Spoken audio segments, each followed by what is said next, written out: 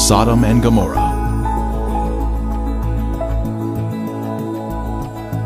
You may order a copy of this program through arcdiscovery.com. See arcdiscovery.com to become a direct seller of this DVD.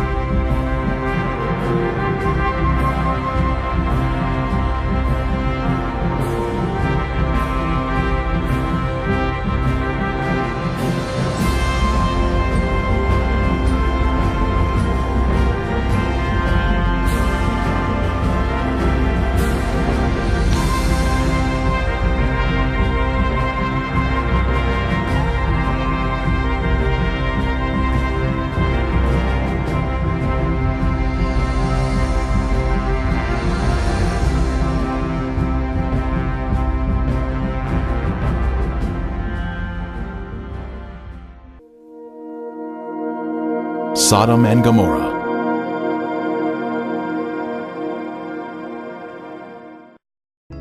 When the morning dawned, the angels urged Lot to hurry, saying, "Arise, take your wife and your 2 daughters, who are here, lest you be consumed in the punishment of the city." Lot, his wife and daughters, all fled from the terrible destruction of Sodom. Likewise, as it was also in the days of Lot, they ate, they drank, they bought, they sold, they planted, they built. But on the day that Lot went out of Sodom, it rained fire and brimstone from heaven and destroyed them all. Wicked men were punished by the Lord in a divine judgment of fire. The intense heat consumed the wicked cities and their inhabitants.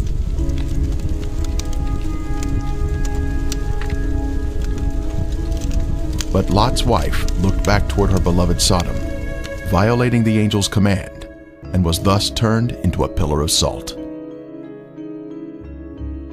Turning the cities of Sodom and Gomorrah into ashes, condemned them to destruction, making them an example of those who afterward would live ungodly.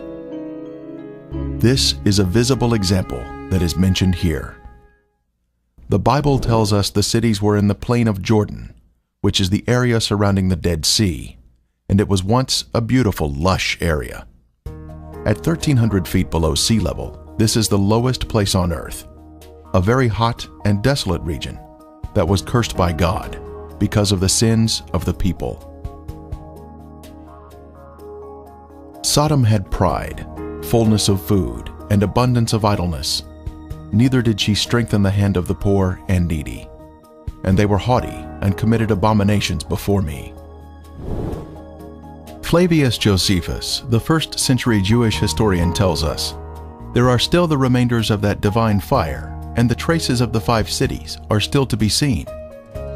Popular thought has it that the cities were later covered by the waters of the Dead Sea, but if Josephus could see the cities in his day, then we should be able to view them also, as the water level has, if anything, receded since his time. And the border of the Canaanites was from Sidon, as you go toward Gerar, as far as Gaza. Then as you go toward Sodom, Gomorrah, Admah, and Zeboim, as far as Lasha. The biblical description tells us the cities were spread out, forming a line along the Canaanite border, not grouped together in one area, as some may think. Driving along the coastal highway of the Dead Sea in Israel, one can soon see peculiar formations that are of a lighter color than the surrounding terrain. These are the Ashen cities, destroyed by the wrath of God.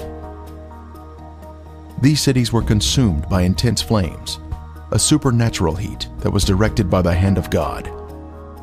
Today there is ash that is of lighter color than the surrounding mountains and terrain. As mentioned in the Bible, this is a desolate area where nothing grows.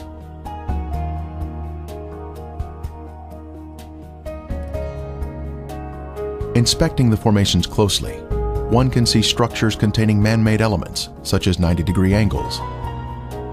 Even though the buildings were consumed by the fire, the remaining ash in these cities is comprised of a heavier material due to the inclusion of brimstone or sulfur, and still retains some of the original shapes of man-made structures. This stunning structure stands out as a singular formation with 4 sides, surrounded by a deep moat.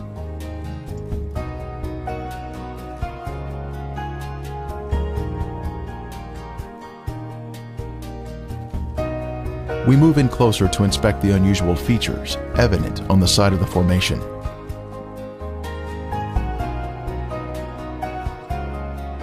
On the side of the structure, this swirling pattern is different from any type of sedimentary rock or soil that would normally contain horizontal, even layers.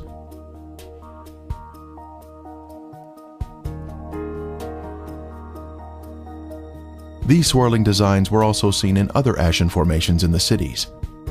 This is evidence of extreme heat, up to 6,000 degrees Fahrenheit, where thermal ionization occurs, when the electrons repel and attract, forming these unusual swirling designs.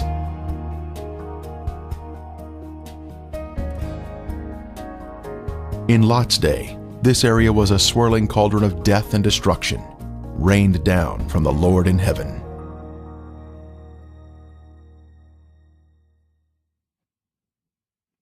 Strange anomalies can be seen here, such as these fragile layers of material which disintegrate when touched. The limestone buildings in the cities of Sodom and Gomorrah were totally transformed into ash by the consuming fire of the Lord. Evidence of this destruction is revealed in the white gypsum anomalies in the area, including unusual shapes of chalk-like material, which is not found in other parts of the country.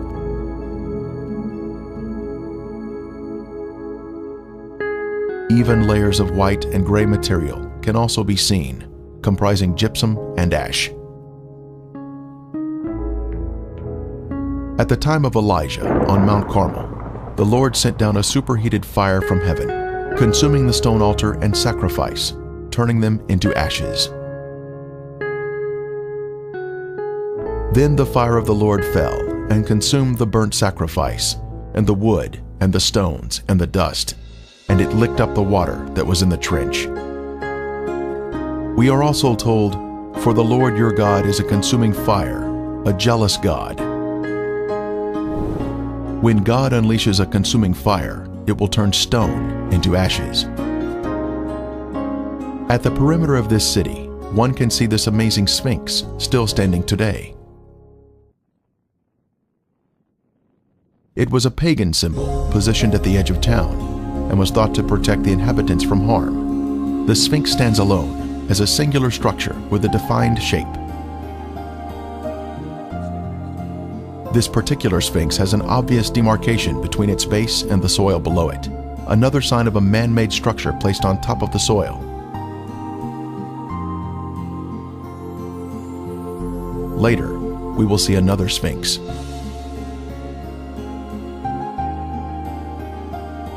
From a higher level, a large section of gypsum has fallen down here. It clearly exhibits the alternating layers of white ash that is calcium sulfate, gray ash that is calcium carbonate.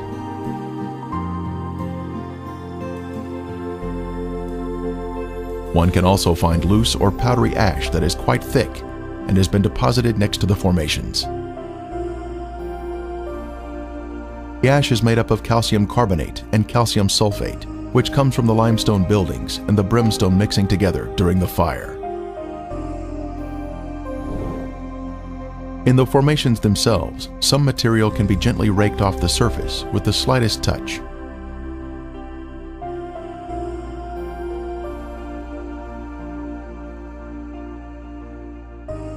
Looking down the city streets, one can notice man-made shapes which are not found in nature.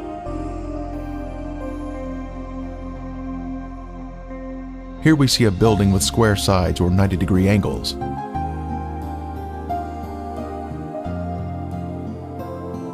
From the opposite side, we can see the same symmetrical structure and man-made angles.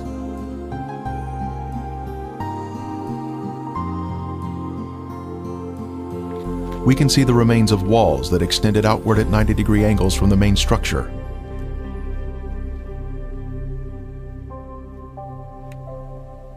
Once again, further evidence of man-made construction. Here we can see square windows that are visible in the walls of the structures, which give us a view of the past. Scanning the city for signs of prior habitation, we can see in the foreground a tower of cylindrical design, positioned at the edge of the city. The remains have suffered greatly during 3,500 years of wind and rain erosion. Even still, there is the appearance here of streets and man-made structures.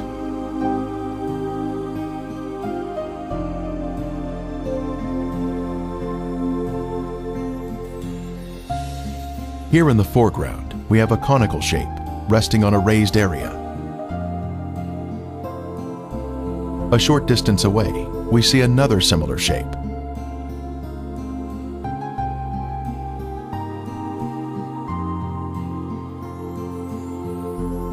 As we pan across the city, we can see in the distance an arched doorway that exhibits a symmetrical shape even to this day. The whole land is brimstone, salt and burning. It is not sown, nor does it bear, nor does any grass grow there, like the overthrow of Sodom and Gomorrah, Admah and Zeboim, which the Lord overthrew in his anger and his wrath. More anomalies are found in the cities. In this case, we have a large hardened clump of material that we broke open, revealing layers of previously heated material, including gypsum crystals, created by the combination of limestone and sulfur. From the intense heat, various objects were melted in the cities. Here we have some material that was boiling on top, while the remainder of the substance pooled at the bottom, creating a solid base. A very unusual find here, but just another strange anomaly not found in other areas of the country.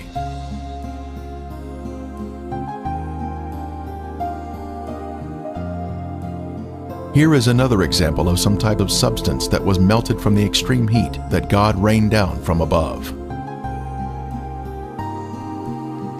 Resting on the ground, we find an unusual layer of gypsum crystals. Underneath the crystals is a layer of white gypsum, then gray ash, all of which was created by the great conflagration of heat, which consumed these sinful cities along the Dead Sea.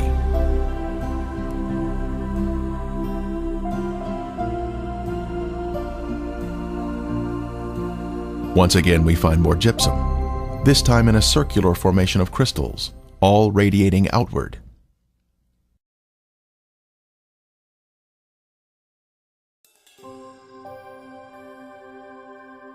Then the Lord rained brimstone and fire on Sodom and Gomorrah, from the Lord out of the heavens. Brimstone. Our first sample was found here, having been washed down from a higher location. This is the heavenly marker left behind, which proves the sites to be the real Sodom and Gomorrah.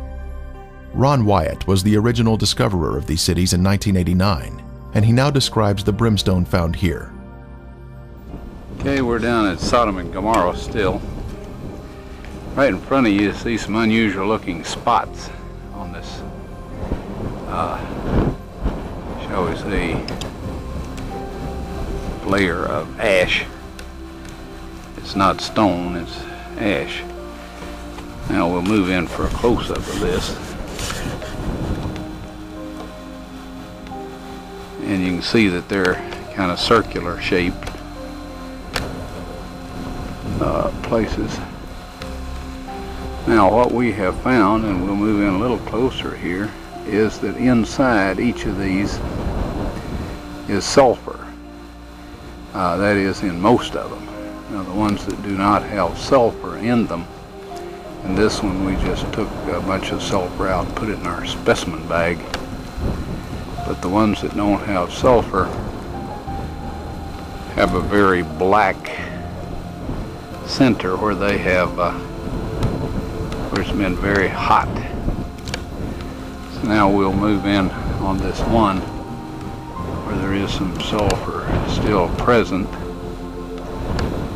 and back off just enough so you can see what we're up to here, and we'll go collect that sample in a bag.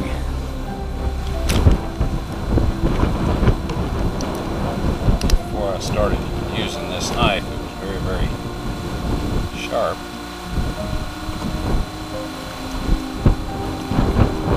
Okay, here this is, and we have collected some more, and it smells and tastes like sulfur. Now the Bible tells us that it rained fire and brimstone upon the cities of Sodom and Gomorrah. Now what you see in front of you here is the results of large and small, well, varying sized chunks of sulfur, burning sulfur that have hit. And what we find here is that God rained this burning sulfur down upon this city, and rain is a perfect description of it. It landed just in the pattern that rain would fall, and the stuff, of course, the accumulative heat of all of this upon the city set the entire thing ablaze. The flashpoint of every material there, metal, stone, of course the people, and everything burned, and this sulfur continued to burn, and it vitrified the material around it after it had burned it all up, sealed itself off from the oxygen, and then of course smothered itself out. And in each of these little crystalline capsules here is a varying size chunk of sulfur, and there are millions of these in these ashes that we have here. Now some of them we have cracked open so you can see the sulfur inside, and others we have left intact, but there are millions of these here. So this shows that God indeed rained fire and brimstone upon these cities. And if you look in your dictionary, under brimstone, you'll find that it is sulfur. A piece of the brimstone from the cities was lit at night, and soon there was a beautiful blue flame produced by the burning sulfur. A very strong aroma of sulfur filled the air, and was overpowering if one directly breathed the fumes.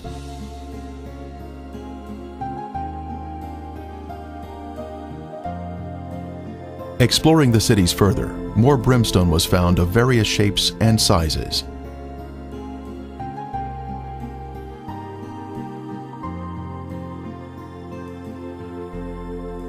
Several samples had been washed down to areas below and were added to our growing collection.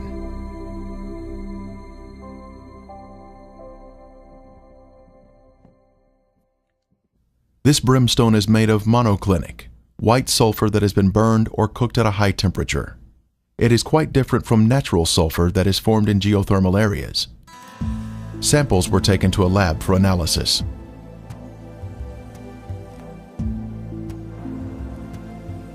Each specimen was carefully separated and prepared for testing, with the outer portion cast aside.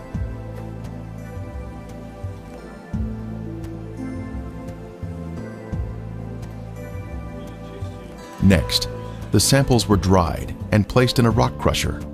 Then they were pressed onto a disc, Then they were loaded into a machine for the semi-quantitative X-ray analysis. Each sample was individually transported into the testing chamber for analysis. The results proved to be quite amazing.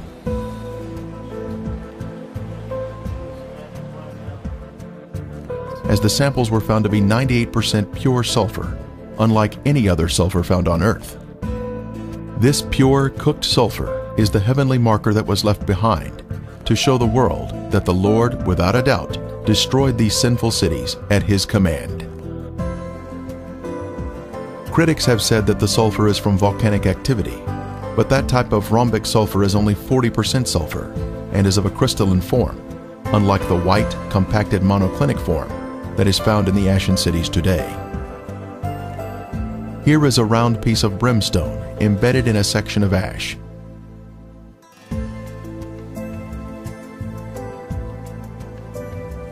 Another clump of ash contains a piece of brimstone that has a burn ring surrounding the unburned sulfur inside.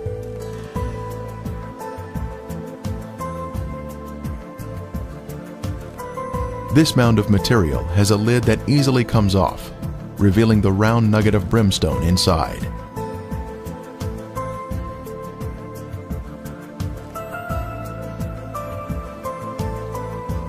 As we gaze across the southern end of the Dead Sea, we can view the El Lisan Peninsula in Jordan. Apparently, the city of Gomorrah extended over to this peninsula in the days of Lot. One can find the same white formations in this area. Ashen formations are seen, including walls extending out at 90-degree angles. We can also see clumps of gypsum scattered on the ground, like this one here. Brimstone is also found in this area. Incredibly, a Byzantine-era church was constructed here, as noted on this sign, built here because the area was known for its biblical significance.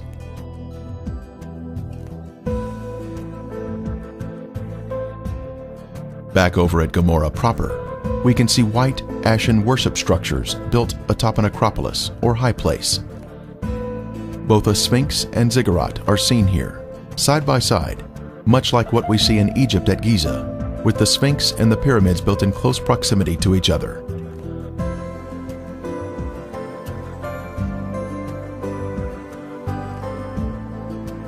While inspecting Gomorrah, other visitors arrived to view the unusual formations. The Sphinx is made of a white material, whiter than the ash surrounding it.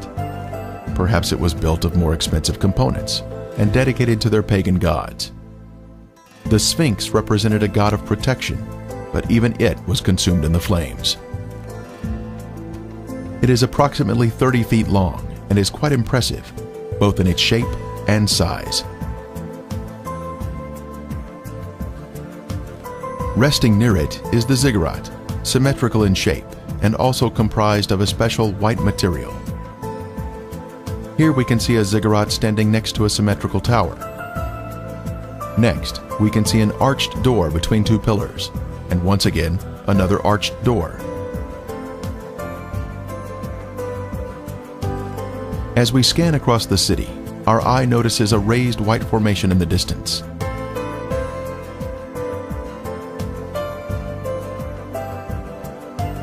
As we near the formation, we can see it is in the shape of a ziggurat. It turns out there are actually two ziggurats on this raised acropolis.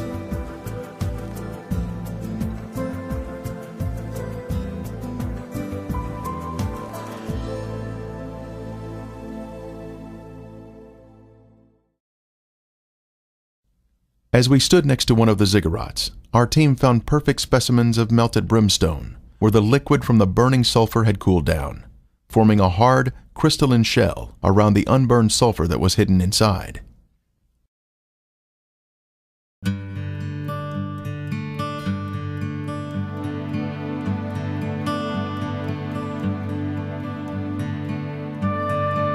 On the outside of the ziggurat, we spotted a piece of brimstone fused into the side of the formation. Using a knife, it was opened, revealing the pure brimstone inside.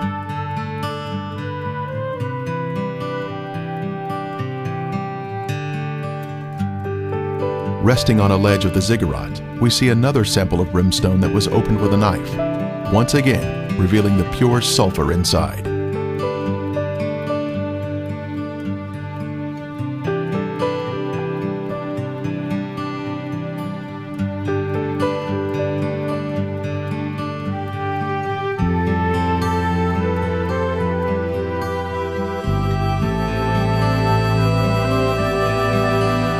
The most impressive evidence was this cremated bone fragment that was left behind from some lost soul of Gomorrah.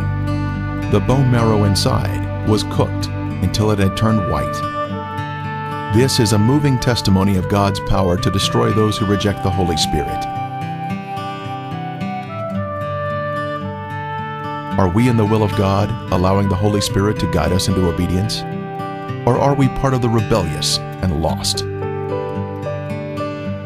There is a future event mentioned in Revelation, but the cowardly, unbelieving, abominable, murderers, sexually immoral, sorcerers, idolaters, and all liars shall have their part in the lake which burns with fire and brimstone, which is the second death.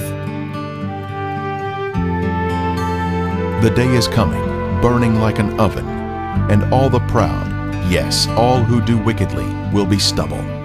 And the day which is coming shall burn them up.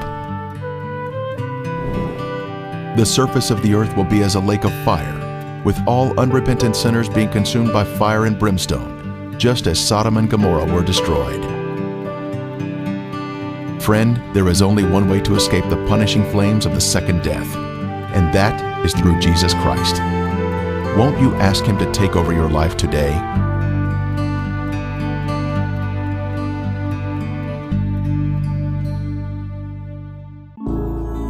Revealing God's treasure.